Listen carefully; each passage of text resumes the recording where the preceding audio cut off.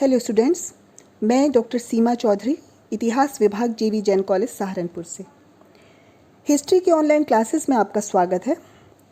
सबसे पहले मैं अपने वीडियोस में भारत के इतिहास के जिस अंश को डिस्कस करूंगी वो है 11वीं-12वीं शताब्दी से 1526 ईस्वी तक का मध्यकालीन भारत का इतिहास। History of medieval India up to 1526 AD means तुर्क आक्रमण से दिल्ली सल्तनत के अंत तक का भारत का इतिहास। इतिहास को अध्ययन की सुविधा के लिए हम उसका काल विभाजन करते हैं और उसको 3 भागों में बांटकर हम उसका अध्ययन करते हैं: प्राचीन काल, मध्यकाल और आधुनिक काल। भारत के इतिहास को भी इसी तरह से 3 पार्ट में डिवाइड करके उसका अध्ययन किया जाता है: प्राचीन भारत का इतिहास, मध्यकालीन भारत का इतिहास और आधुनिक भारत का इतिहास।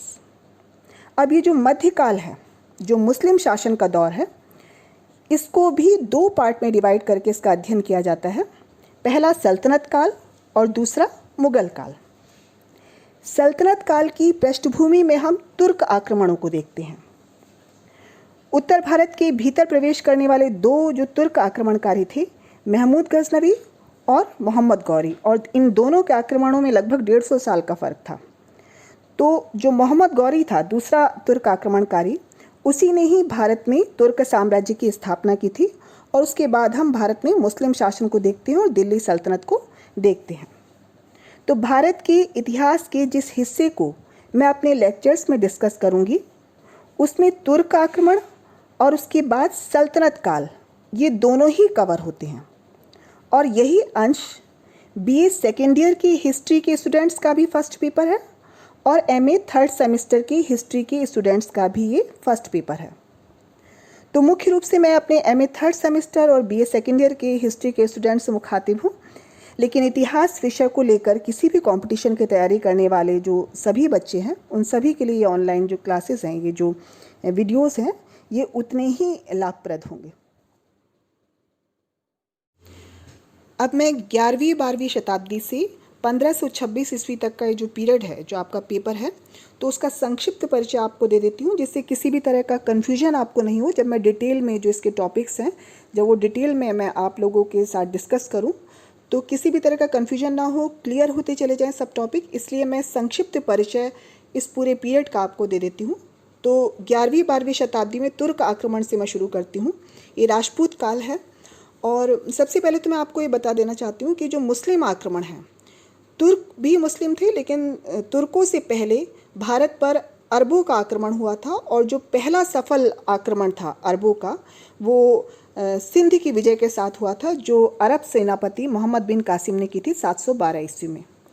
उसके बाद हमें ये 11वीं-12वीं शताब्दी में जो तुर्क आक्रमण दिखाई देते हैं, जिसमें महमूद गजनवी और उसके बाद मोहम्मद गौरी, और ये दोनों ही भारत के उत्तर भारत के भीतर प्रवेश करते हैं।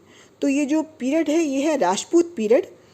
और इस राजपूत पीरियड में, जिसमें तुर्कों के आक्रमण हुए 11वीं-12वीं शताब्दी में, उसमें भारत की स्थिति कैसी थी, खासतौर से उत्तर भारत की और भारत की, तो राजनीतिक सामाजिक दशा के बारे में मैं बता देती हूँ। 11वीं-12वीं शताब्दी में हम देखते हैं कि भारत जो है वो लगभग 100 से अधिक क्षेत्रीय राज्यों में बटा हुआ था। उत्तर भारत में राजपूतों की सामंती शासन प्रणाली थी। छोटे छोटे जो राज्य थे राजपूतों के, जिसमें से कुछ तो बिल्कुल आधुनिक जो जिले हैं उनके आकार के ही थे। तो जाहिर सी बात है कि जो व्यापक जो राष्ट्रीय चेतना है, उसका तो अभाव ही था। राष्ट्र का जो कॉन्सेप्ट था वो बहुत सीमित था। आपस में उनमें बहुत ईर्ष्या द्वेष थी, एक दूसरे के साथ आत्मघाती युद्धों में वो लिप्त रहते थे। आत्मघाती युद्ध का मतलब जिसमें अपना ही नुकसान हो। जो पॉलिटिकल स्ट्रक्चर है, जो राजनीतिक संरचना है, वो बिल्कुल जर्जर हो चुकी थी। जो सैन्य तंत्र है, उसमें बहुत सारी दुर्बलताएं थी। जो सामाजिक धार्मिक जो स्थिति थी, उसमें भी बहुत सारे कॉम्प्लिकेशन, बहुत सारी जटिलताएं आ गई थी। और आर्थिक असंतुलन भी दिखाई देता है जब तुर्कों के भारत पर आक्रमण होते हैं। आर्थिक असंतुलन इस दृष्टि से कि भारत आर्थिक रूप से बहुत ज़्यादा समृद्ध था, लेकिन उसमें भारत का जो हिस्सा था भारत की जनता का, वो बहुत दयनीय स्थिति में भी था। उसके पीछे सामाजिक कारण भी थे, लेकिन ये है कि उसकी स्थिति काफ़ी ज़्यादा दयनीय थी। पर ओवरऑल भारत उस समय काफ़ी समृद्धशाली देश था और बहुत ज़्यादा समृद्धि भारत में थी। अब मैं उत्तर पश्चिम और उत्तर भारत में तुर्क आक्रमण जो इस दौर में हुए थे उनके बारे में बता देती हूँ। सबसे पहला जो तुर्क आक्रमण है वो सुबुक्तगीन का हुआ था भारत की उत्तर पश्चिमी सीमा पर, जो माना जाता है 10वीं शताब्दी के अंतिम वर्षों में सुबुक्तगीन ने हिंदू शाही जो राज्य था अफगानिस्तान में, काबुल और पंजाब में, और उसका शासक जो जयपाल था, तो उसके साथ उसका संघर्ष होता है सुबुक्तगीन का, जो गजनी का शासक था और महमूद गजनवी का फादर था। और 2 बार ये संघर्ष होता है उसका जयपाल के साथ। दोनों ही बार हिंदू शाही शासक जयपाल की पराजय होती है। हालांकि ये भी माना जाता है कि ये जो आक्रमण की पहल है वो जयपाल की तरफ से हुई थी। इसके बाद इसका जो बेटा है, इसकी मृत्यु के बाद महमूद गजनवी, वो गजनी की गद्दी पर बैठता है और वो 11वीं शताब्दी के बिल्कुल स्टार्टिंग में भारत पर आक्रमण की शुरुआत करता है और 1000 से 1027 के बीच में 17 बार भारत पर अपना सैन्य अभियान करता है। उत्तर भारत के भीतर वो प्रवेश करता है और लगभग अपने सभी सैन्य अभियानों में वो सफल होता है। फिर महमूद गजनवी के आक्रमणों का भारत पर क्या प्रभाव पड़ा, तो हम देखते हैं कि भारत का जो द्वार था खैबर दर्रा, उस पर हमेशा के लिए विदेशियों का नियंत्रण हो जाता है। महमूद गजनवी खैबर दर्रे से होते हुए भारत पर आक्रमण करता है। बहुत ज़्यादा जनधन की हानि होती है, बहुत ज़्यादा सांस्कृतिक क्षति होती है, हिंदुओं का इस्लाम में धर्मांतरण भी होता है। ये मैं बहुत डिटेल में बताऊंगी। उसके बाद 12वीं शताब्दी में तुर्क आक्रमण दिखाई देता है, मोहम्मद गौरी के आक्रमण दिखाई देते हैं। मोहम्मद गौरी महमूद गजनवी के आक्रमणों के 148 साल के बाद भारत पर आक्रमण करता है। महमूद गजनवी का अंतिम आक्रमण 1027 में था और जो मोहम्मद गौरी है वो 1175 में भारत पर आक्रमणों की शुरुआत करता है और 1205-6 ईस्वी तक आक्रमण होते हैं भारत पर। वो भी भारत के भीतर प्रवेश करता है, उत्तर भारत के भीतर। और परिणाम हम ये देखते हैं मोहम्मद गौरी के आक्रमण का कि मोहम्मद गौरी और उसके जो सेना नायक थे, इसमें कुतुबुद्दीन ऐबक था मुख्य रूप से, वो 12वीं शताब्दी के अंतिम चतुर्थांश में उत्तरी भारत को विजित कर लेते हैं और तुर्क शासन की आधारशिला रखी जाती है। भारत में मुस्लिम शासन की आधारशिला। अब हम बात करते हैं दिल्ली सल्तनत की। दिल्ली सल्तनत की स्थापना 1206 में कुतुबुद्दीन ऐबक ने की थी और इसका जो काल है वो 1526 तक रहता है। 1526 ईस्वी में पानीपत के पहले युद्ध में बाबर के हाथों दिल्ली सल्तनत के आखिरी शासक इब्राहिम लोदी की पराजय होती है, आखिरी सुल्तान की, और उसी के साथ दिल्ली सल्तनत का अंत हो जाता है। दिल्ली सल्तनत में कुल मिलाकर 5 वंश दिखाई देते हैं। हालांकि जो पहला वंश जिसे कहा जाता है गुलाम वंश, उसके अंतर्गत 3 वंश हैं। तो इन 5 वंशों को मैं क्रम से बता रही हूँ। सबसे पहले है दास या गुलाम वंश, जिसको मामलूक वंश भी कहते थे और प्रारंभिक तुर्क भी इनको कहा जाता था। तो इनमें 3 वंश जो हैं, पहला वंश कुतुबुद्दीन ऐबक का वंश था। कुतुबुद्दीन ऐबक दिल्ली सल्तनत का फाउंडर था। दूसरा जो वंश था वो इल्तुतमिश द्वारा स्थापित था, इल्तुतमिश इल्बरी तुर्क था और इसके वंश को प्रथम इल्बरी तुर्क भी कहते हैं, क्योंकि उसके बाद जो बलबंद भी इल्बरी तुर्क था जिसने तीसरे वंश की स्थापना की थी। इल्तुतमिश के वंश के जो प्रमुख शासक इल्तुतमिश और रजिया थे। इसके बाद गुलाम वंश में जो तीसरा और आखिरी वंश है उसका जो फाउंडर था वो बलबन था। ये भी इल्बरी तुर्क था, तो इसीलिए इसके वंश को दूसरा इल्बरी तुर्क वंश कहा जाता है गुलाम वंश के अंतर्गत। इसके बाद खिलजी वंश की स्थापना है। 1290 से 1320 तक खिलजी वंश रहता है। खिलजी वंश का जो संस्थापक है वो है जलालुद्दीन खिलजी, जिसका शासनकाल 1290 से 1296 ईस्वी तक रहता है। और उसके बाद अलाउद्दीन खिलजी, जिसका शासनकाल 1296 से 1316 ईस्वी तक रहता है। 1316 में अलाउद्दीन खिलजी की मृत्यु हो जाती है और उसकी मृत्यु के 4 साल के अंदर ही उसके वंश का अंत हो जाता है। और 1320 में तुगलक वंश की स्थापना होती है गयासुद्दीन तुगलक के द्वारा, जो इसका संस्थापक था। तुगलक वंश 1320 से लगभग 1414 तक रहता है। इसका जो प्रमुख शासक है उसमें पहला तो उसका संस्थापक ही है गयासुद्दीन तुगलक, जिसका पीरियड है 1320 से 25 तक। दूसरा प्रमुख शासक है मोहम्मद तुगलक, जो उसके बाद गद्दी पर बैठता है उसका बेटा, उसका पीरियड है 1325 से 51 तक। और उसके बाद है मोहम्मद तुगलक के बाद गद्दी पर बैठने वाला शासक फिरोज शाह तुगलक, 1351 से 1388 तक। दिल्ली सल्तनत का सर्वाधिक जो विस्तार है वो मोहम्मद तुगलक के शासनकाल में दिखाई देता है, लेकिन उसी के शासनकाल से विघटन की भी शुरुआत हो जाती है और ये विघटन मोहम्मद तुगलक के फिरोज तुगलक के शासनकाल में भी होता है और आगे बढ़ता है।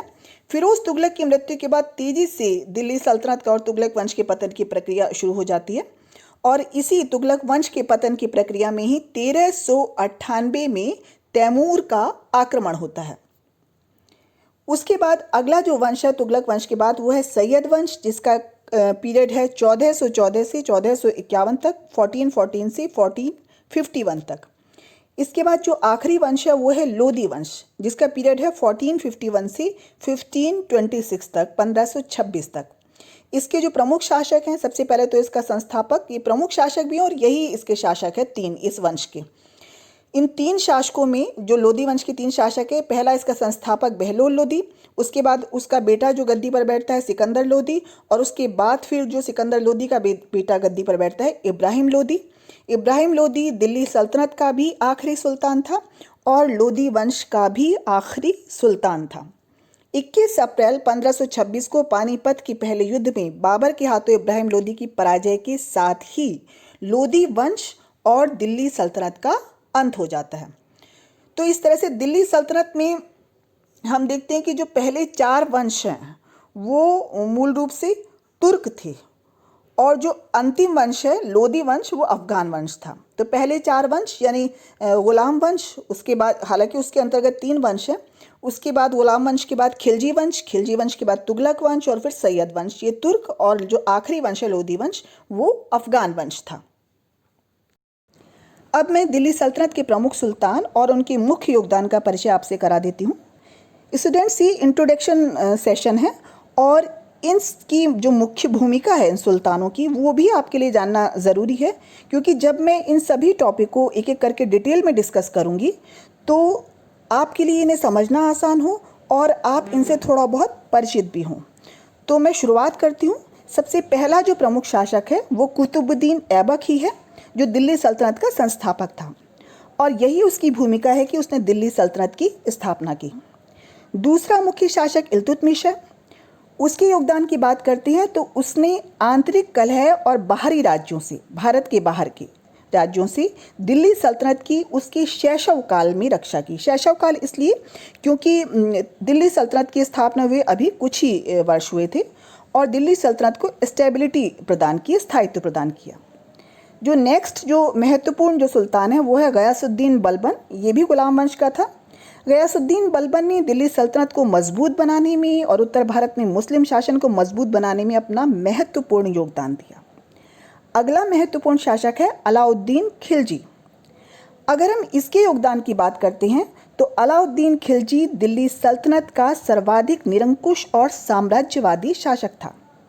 इसने शक्तिशाली केंद्रीय सरकार की स्थापना की, एक स्थायी अजय शाही सेना का गठन किया, जागीरदारी सिस्टम को काफ़ी हद तक समाप्त किया, कर निर्धारण के आरंभ के रूप में भूमि की पैमाइश की शुरुआत की, दक्षिण अभियानों को आरंभ किया, नागरिक प्रशासन, सामाजिक आर्थिक नीतियाँ, ये सब उसने आरंभ की। और उसको शेरशाह का अग्रगामी कहा जाता है, क्योंकि बहुत सारी प्रशासनिक क्षेत्र में जो नीतियाँ हैं शेरशाह ने वो सभी कहीं ना कहीं वो अलाउद्दीन खिलजी से प्रेरणा ली। अलाउद्दीन खिलजी की नीतियों को ही किसी न किसी रूप में उसने फॉलो किया। नेक्स्ट जो महत्वपूर्ण जो सुल्तान है वो है तुगलक वंश का मोहम्मद बिन तुगलक। ये दूसरा शासक था इस वंश का और दिल्ली सल्तनत का सर्वाधिक विवादास्पद और सर्वाधिक विद्वान शासक था। दिल्ली सल्तनत का सबसे अधिक क्षेत्रीय विस्तार भी इसी के शासनकाल में हुआ, लेकिन जो विघटन है वो भी इसी के शासनकाल से आरंभ हो गया दिल्ली सल्तनत का। इसने बहुत सी योजनाएं चलाई, लेकिन ये सभी योजनाएं असफल हो गई। इसके बाद अगला महत्वपूर्ण शासक है फिरोज तुगलक। इसको लोकहितवादी शासक भी कहा जाता है, लेकिन इस बात को ध्यान में रखना है स्टूडेंट्स कि ये जो सभी भलाई के जो कार्य थे जनता की भलाई के लिए, वो मुस्लिम प्रजा की भलाई के लिए था। दिल्ली सल्तनत की विघटन की प्रक्रिया फिरोज तुगलक के शासनकाल में और तेज होती है।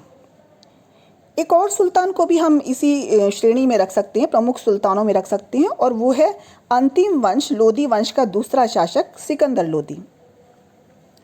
तो इस तरह से हम देखते हैं कि 1206 से 1526 तक लगभग 320 वर्ष दिल्ली सल्तनत अस्तित्व में रहती है, और इस दौरान एक महिला रजिया सहित, जो इल्तुतमिश की बेटी थी, उसके सहित 32 जो सुल्तान हैं, शासक हैं, वो दिल्ली सल्तनत में राज करते हैं।